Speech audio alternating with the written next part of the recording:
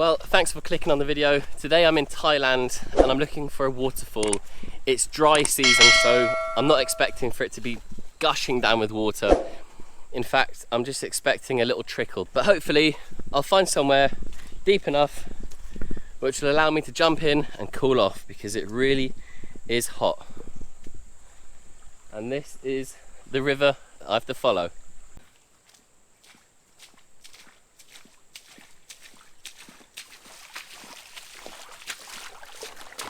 So the best way to find the waterfall is to find the stream and follow it upriver. That's exactly what I'm going to do.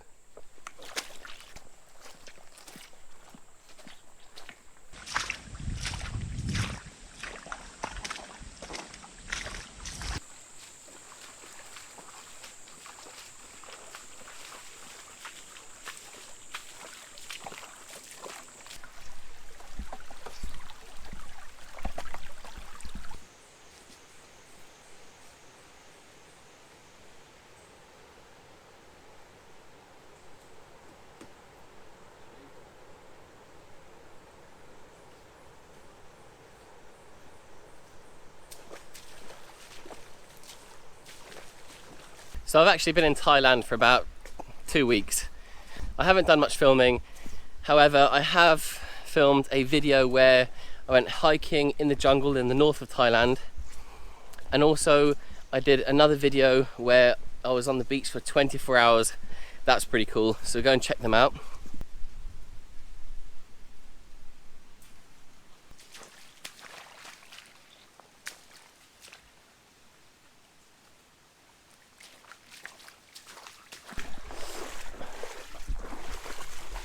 But one thing I wanted to do was just to go on a little adventure today by myself and explore some of this beautiful island. And the island, if you're wondering, the island that I'm on is called Koh Lanta. It's in the south of Thailand, where all the islands are. And it's absolutely beautiful. Already back there, I didn't manage to film it, but already back there I saw a few monkeys that are on the other side of the river. In fact, there's a bit of a lake there, and I keep seeing loads of fish. There's loads of fish in this little stream, but it's absolutely stunning, and loads of dragonflies as well. There's lots of wild fruit. In fact, I might, if I find some, I'll point some out. There's wild figs.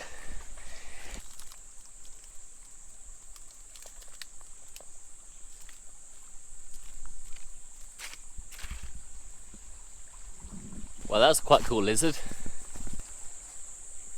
So I've just followed this river up, and it now splits into two. So I guess I've reached high enough up in the mountain where there's a bit of a canyon, in fact 2 canyons and probably 2 natural springs. They are running down, meeting the one.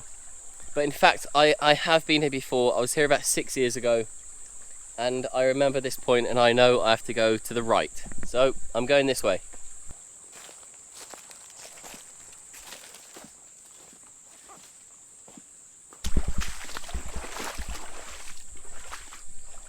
One thing I'm trying to avoid are snakes. And from what I know, the main snake you want to watch out for in Thailand is the pit viper. That is one snake you do not want to get bitten by. So while I've been here in Thailand for the last 2 weeks, I've done some really cool things. Lots of island hopping, exploring, lots of street food. And quite a few of you know that I'm a big fan of street food. I like going to these weird and wonderful countries and trying out their local delicacies. Sometimes those are expensive. Majority of the time, they're pretty cheap. Something else that I did yesterday, which was quite cool, was went to an elephant sanctuary and processed elephant poo. What do I mean? Well, I've got a bit in my bag and I'm hoping I can use it, well, just as a little experiment to create a fire. That's right, I've got elephant poo in my bag and I'm hoping it will create a flame. Let's see what happens. So I've just come across this bracket fungus, and what I think I might do is take it with me, and we're going to see if we can get this to create an ember. It's a little smouldering ember. As many of you know, I do love a bit of firelighting. I love all sorts of firelighting methods, whether they're modern or primitive, they're all great fun. So this, I'm going to put in my bag, and we'll have a little play when we get to the waterfall.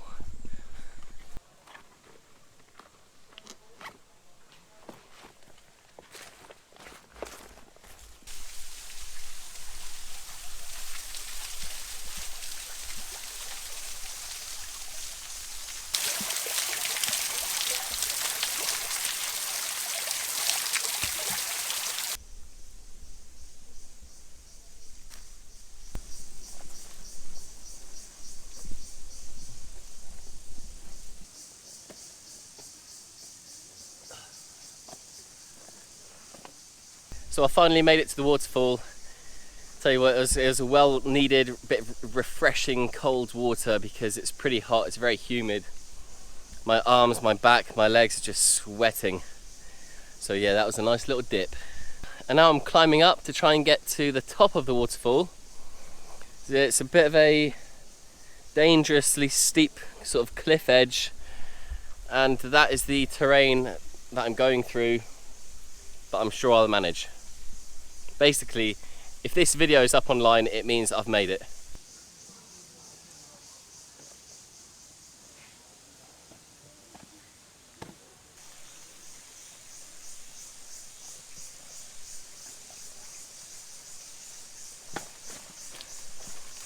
And this here is the dead, dried leaf of a teak tree. Huge, absolutely huge.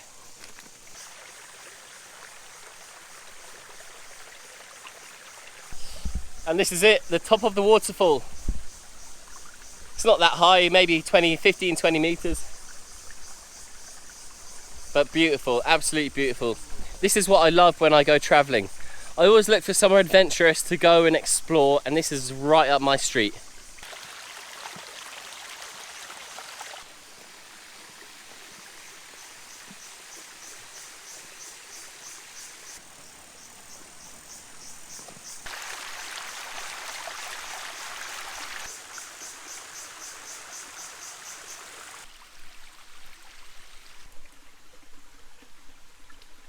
So as many of you know, I love a bit of bushcraft. I love identifying wild natural resources, and right there I've just spotted some rattan. Rattan is great for, well, you can make fire with it, believe it or not, using a method called the fire thong.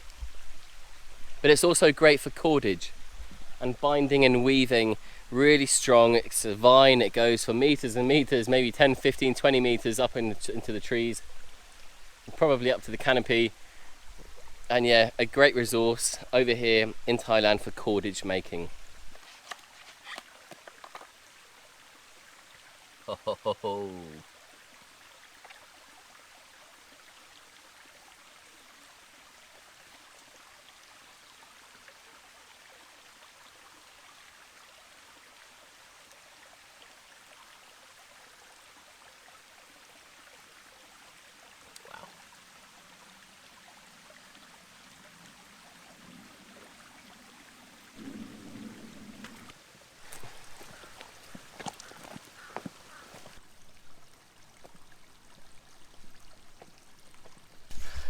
As I'm at the top of the waterfall, I'm hoping if I keep following this stream, then eventually, if I'm lucky, it might take me to another pool.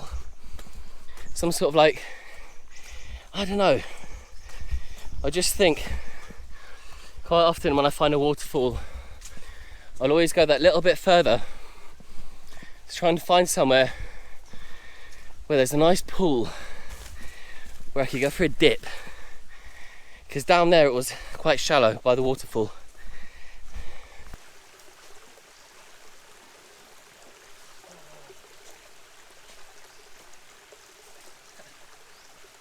And here it is.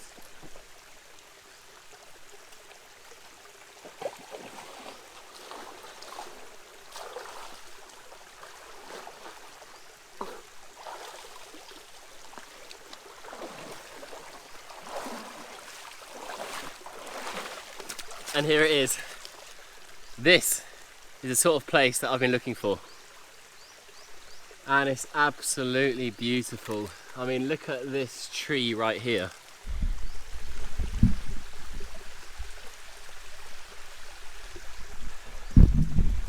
I don't know what that tree is, but if you do know, feel free to comment. Leave a comment down below. Wow, what a place. What a place.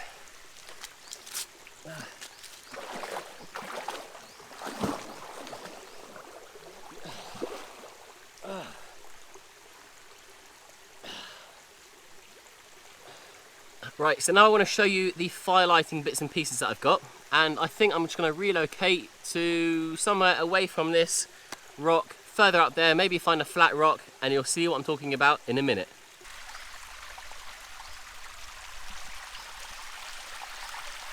So here's one of those beautiful trees again. Let me know in the comments if you know what tree species these are. But I've got a feeling it's called a screw pine. And what can we do with these? Well, we can create cordage from the leaves, those long fibrous strands within the leaves. And also it produces a lovely fruit. Have I tried it? No, but I've heard it's very tasty. So now I just want to talk to you about a few things. I've got this bracket fungus. I'm not sure what species it is, and also I'm not sure what species of tree I found this growing on. But as with many of these bracket fungus, you can turn them into, well, a useful resource for firelighting. So I'm just breaking it open to have a look at this layer right here, because this layer is normally the layer that will catch the spark. What do I mean? Well, I'm going to use my knife here, and I'm just fluffing up this bark. By fluffing it up, I'm just using the tip of my knife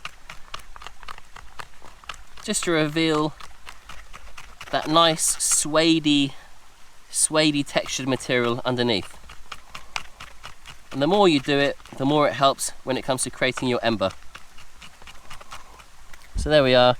And then with all these shavings, they do quite often fly all over the place once you're scraping it.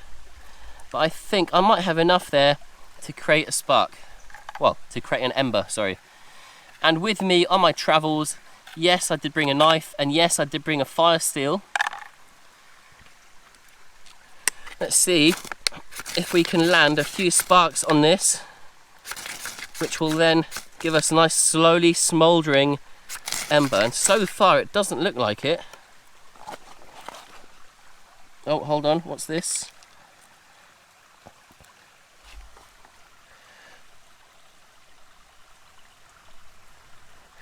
Just giving that little blow. And it looks like we might have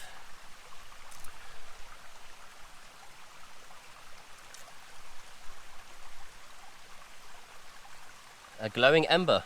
There we are.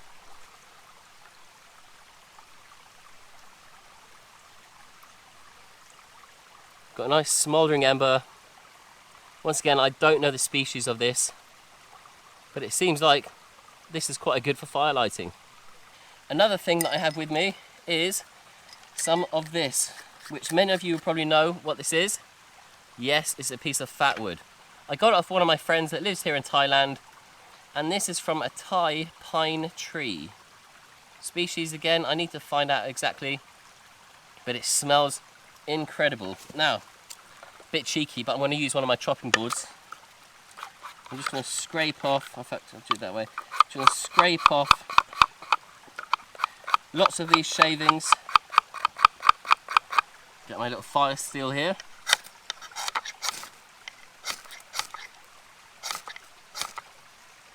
Almost, and there we have it.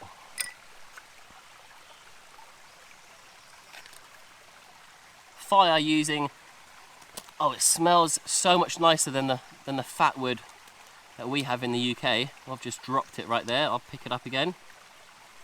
But it smells incredible. Wow. I think I'm going to take this back to the UK with me, because that is something different and really nice. And now for my third bit of firelighting. What have I got? Well, this is something very different and very interesting. This right here, this is elephant dung, elephant poo. So normally elephant poo is very dense and quite heavy as well. This here has been soaked in water for a few hours, and it's been rinsed, and it's been pulled apart, and it's been rubbed like this, and it's now, you can see, nice and fluffy. I've never used this before, but again, I reckon this would be a great tinder for firelighting. So can we get elephant poo to turn into a flame on the chopping board? I'm going to roll it into a ball, then I'm going to skewer it with a stick.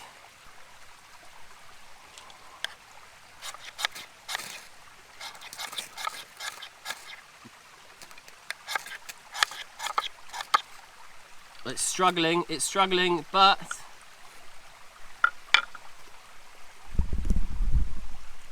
well, who would have thought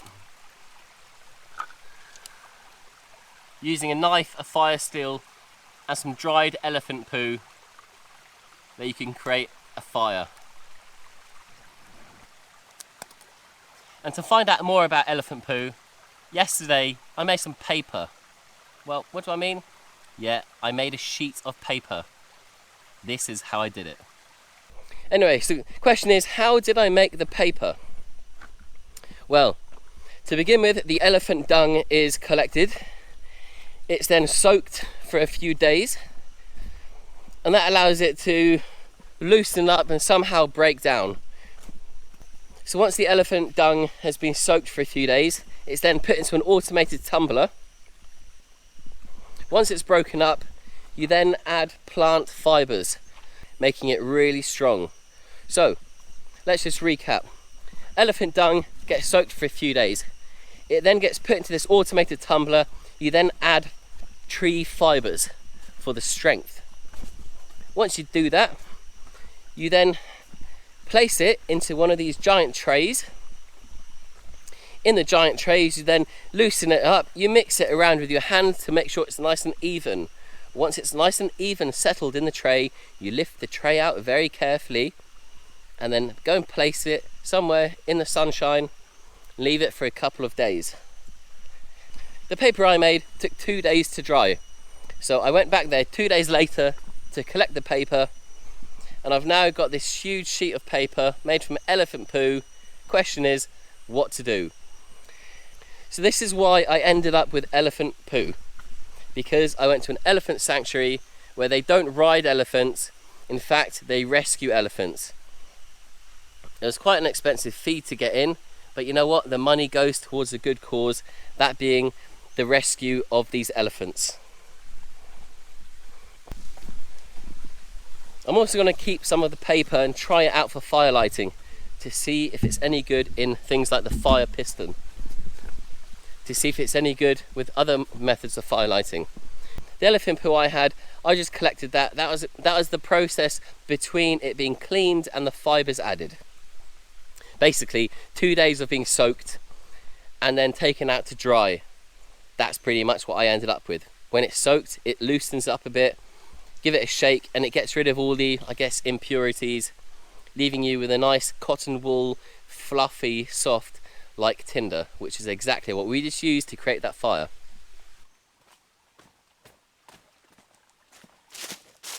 So thanks for watching the video. If you haven't already, please hit the subscribe button, give it a thumbs up, like it and comment and all that, whatever they do. I'll see you in the next one. Goodbye.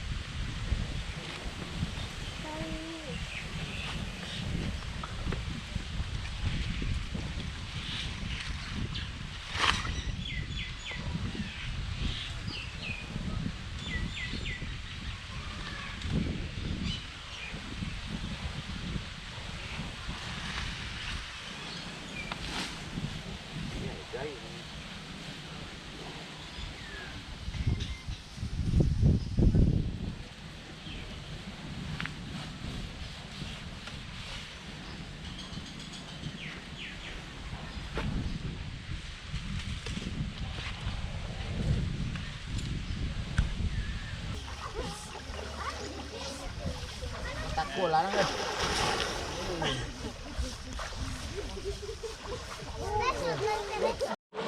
Em điขึ้นเลยไป They want to move, I think they have to. rồi đây là đây rồi vô ăn con đó vô ăn con nào ok